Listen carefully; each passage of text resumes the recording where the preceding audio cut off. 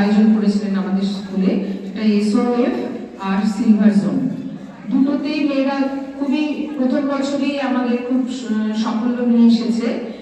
আমি যে নামগুলো বলছি একটু ভালো করে শোনো আর তোমরা একটু তাদের অভিনন্দন জানাও। ক্লাস 5 এর সৃষ্টি সাহা গোল্ড মেডেল পেয়েছো, silver zone English.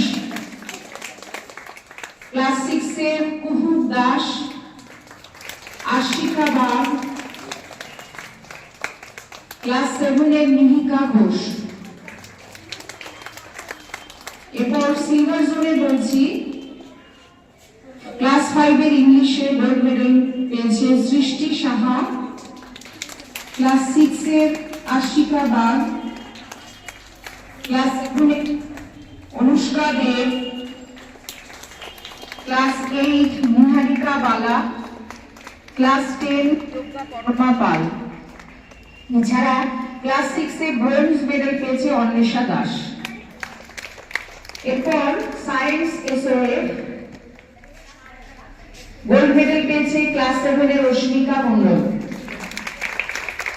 Science silver জোনে ক্লাস 5 গোল্ড মেডেল পেয়েছে সৃষ্টি সাহা। ক্লাস 6 এর ব্রোঞ্জ মেডেল পেয়েছে আশিকা বাগ। ম্যাথমেটিক্সে দুজন গোল্ড মেডেলিস্ট আছে।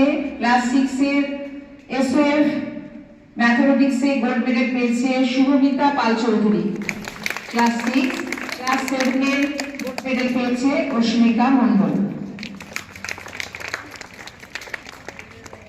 আশা করি আগামী বছরে অর্থাৎ এই বছরে 2026-এ আমরা এরকম গোল্ড মেডেল আরো দেখতে পাবো এবং এই যে সাফল্য এটা নিশ্চয়ই তোমাদের মধ্যেও একটা উৎসাহ এনে দিচ্ছে যে আমরা চেষ্টা করলে আমরাও পারবো, তাই তো?